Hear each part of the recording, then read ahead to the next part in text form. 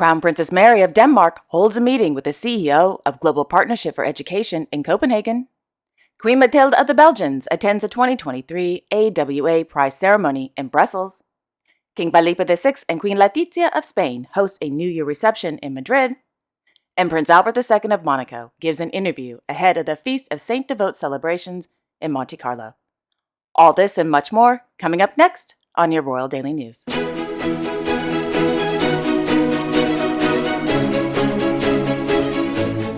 Well, good evening, everyone, and welcome to my channel. My name is Alexandra, and this is your Royal Daily News for January 26th, 2023. In Copenhagen, Her Royal Highness Crown Princess Mary of Denmark held a meeting with the CEO of Global Partnership for Education, Ms. Laura Regent, at Frederik the Gate Slot at Amalienborg. During today's meeting, the Crown Princess was informed about the GPE's work in promoting education in collaboration with other relevant partners. According to the Danish Royal Court, Denmark has had a long-term cooperation with the GPE. Quote, the organization estimates that there are about 244 million children and young people worldwide who do not attend school. More than 80% of them live in the poorest countries, which are also often plagued by conflict or drought, starvation, and floods. It is important to focus on lack of access to education and the lack of quality in teaching, because education is central to creating future opportunities and development. End quote. In Stockholm, the Royal Highnesses Crown Princess Victoria and Prince Daniel of Sweden visited the Herman Bergman Fine Art Foundry yesterday afternoon. Established in 1895 by Herman Bergman, the foundry is the largest and the oldest fine art foundry in Scandinavia. The company specializes in casting sculptures and artifacts in bronze. Some of the works cast by the Herman Bergman Fine Art Foundry throughout the years include Carl Molles's Poseidon in Gothenburg and Orpheus in Stockholm, as well as Brother Horjoth's neck polish in Uppsala. Earlier in the afternoon, the Crown Princess couple held a meeting with the Managing Director of Vattenfall AB, Miss Anna Borg, at the Kungliga Slottet. According to the Swedish Royal Court, Vattenfall AB produces, distributes, and sells electricity, heat, and gas primarily in the Nordic countries, as well as in Germany and the Netherlands. During the meeting, Ms. Borg informed the Crown Princess couple about Vattenfall AB's daily operations. In Brussels, Their Majesties King Felipe and Queen Mathilde of the Belgians hosted a New Year reception for permanent representatives of the North Atlantic Alliance, members of the International Secretariat of NATO, military representatives of NATO, and general officers of the Supreme Headquarters of the Allied Powers Europe, held at Château de Laeken.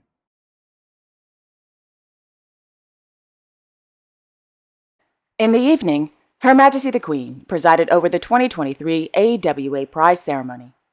The AWA Prize, an initiative of the Belgian Development Agency, Annabelle, is a competition that, quote, sheds the light on businesses and the women who lead them. But beyond the competition, the AWA Prize aims at federating a community of entrepreneurs around shared values in order to fight against socioeconomic inequalities, end quote. Yesterday morning in Brussels, His Majesty King Felipe of the Belgians held an audience with the President of the State of Israel, His Excellency Isaac Herzog, at the Palais Royal. In Helmond, His Majesty King Willem-Alexander of the Netherlands opened the ELEO International Battery Factory in the Automotive Campus.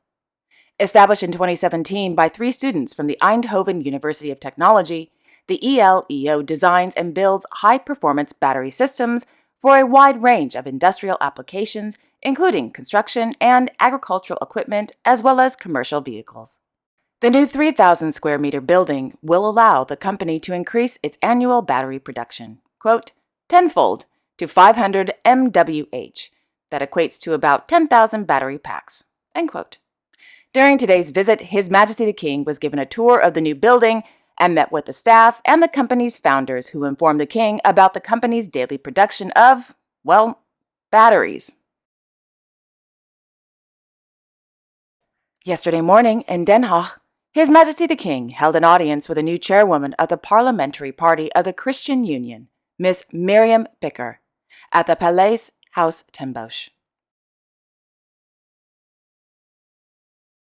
Thereafter, His Majesty the King received letters of credence from newly appointed ambassadors to the Netherlands at the Palais Noordeinde.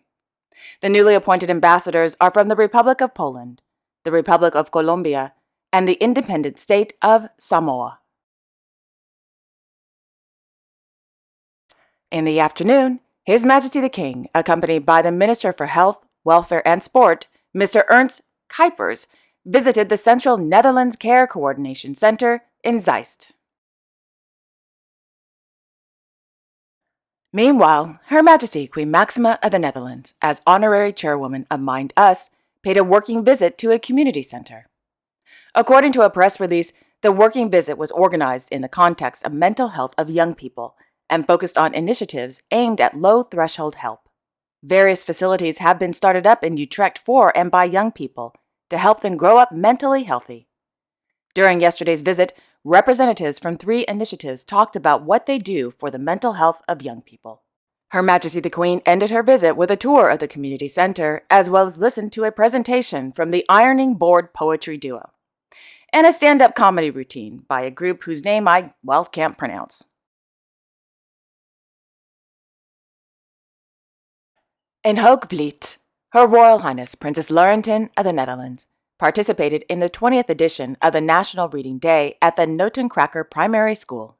The princess read the book Maximilian Motorman Throws a Party, which was voted the best picture book of the year by a committee of Dutch librarians, booksellers, and teachers. Meanwhile, Their Royal Highnesses Hereditary Grand Duke Guillaume and Hereditary Grand Duchess Stephanie of Luxembourg, accompanied by their son, His Royal Highness Prince Charles of Luxembourg, visited a retirement home in Esch-sur-Alzette. During their visit, the hereditary Grand Ducal family met with administrative staff, nurses, doctors, and residents who were delighted to spend time with little Prince Charles.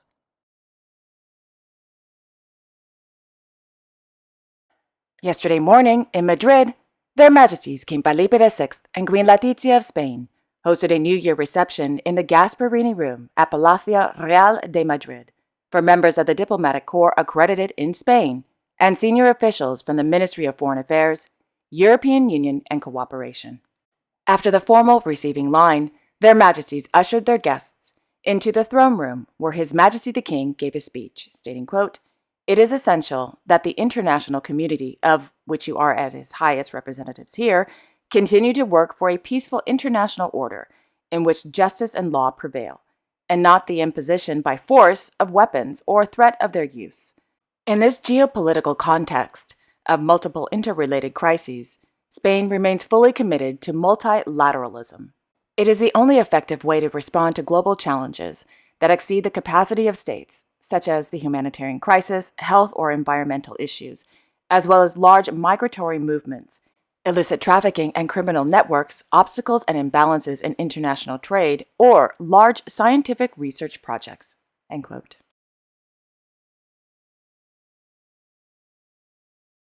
After the reception, His Majesty the King, as honorary president, presided over the 33rd Ordinary Session of the Board of Trustees of the Fundación Carolina, held at Palacio de la Zarzuela.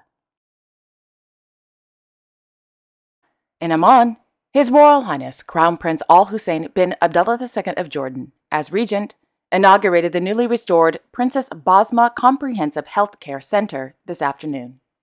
The health care center provides services to roughly 22,000 patients per month and will now provide emergency services 24/7. His Majesty King Abdullah II of Jordan, accompanied by a Jordanian delegation, arrived in Doha, Qatar last evening, where he was warmly welcomed at the airport by His Highness Sheikh Tamim bin Hamad Al Thani, the Emir of Qatar. During their meeting, discussions focused on the prospects for expanding political, economic, and investment cooperation between Jordan and Qatar in the best interests of the two countries. The King and the Emir stressed the importance of maintaining consultation and coordination between the two countries on issues of mutual concern and in service of Arab causes, regional stability and cooperation, and regional as well as international developments were discussed. In Paris, Her Royal Highness Princess Lalla Hasnaa of Morocco arrived at the UNESCO headquarters to witness a signing of a partnership agreement between UNESCO and the Foundation for the Safeguarding of Cultural Heritage of Rabat. The princess is the president of the SCHR. Following the signing agreement, the princess and the Director General of UNESCO, Mr. Audrey Azoulay, held a meeting on the occasion of the 17th session of the Intergovernmental Committee for the Safeguarding of the Intangible Cultural Heritage, organized in November 2022 in Rabat. In Monacoville, His Serene Highness Prince Albert II of Monaco sat down for an interview with Father Christian Venard from the Diocese of Monaco ahead of the Feast of Sainte Dévote. Sainte Dévote is a patron saint of the princely family of Monaco and the Principality. The Feast of Sainte Dévote celebrations begins this evening with a pontifical mass on Friday, January 27th at 10 a.m. at the Cathedral of Our Lady of the Immaculate Conception, also known as the Monaco Cathedral. In the interview, which was recorded on January 9th in the private office of the Sovereign Prince at the Palais Princier, Prince Albert II discusses his Catholic faith, what the Feast of Sainte Dévote means to him and his family, and much more. If you're interested in watching the 9-minute interview, in the description box below, I will leave a direct link to the Diocese of Monaco's official YouTube channel. Also, the interview is in French and there are no subtitles. And finally, on Tuesday evening in London, His Royal Highness the Earl of Wessex, as patron of the Production Guild of Great Britain, attended the first annual BGGB Talent Showcase in association with Disney Studios Content Awards ceremony held at the Savoy. According to Buckingham Palace, during the ceremony, the Earl of Wessex presented the inaugural Earl of Wessex Award to the film and TV industry charity 6 Feet from the Spotlight, in recognition of its, quote, work to improve mental health and well-being in the UK film and television production workplace, end quote. Congratulations. And there you have it. Thank you all so much for watching. I really appreciate it. I will be back tomorrow. I think so. I don't know. The surf has been amazing. The weather's been warm. The water's been warm. I might just go surfing. I don't know.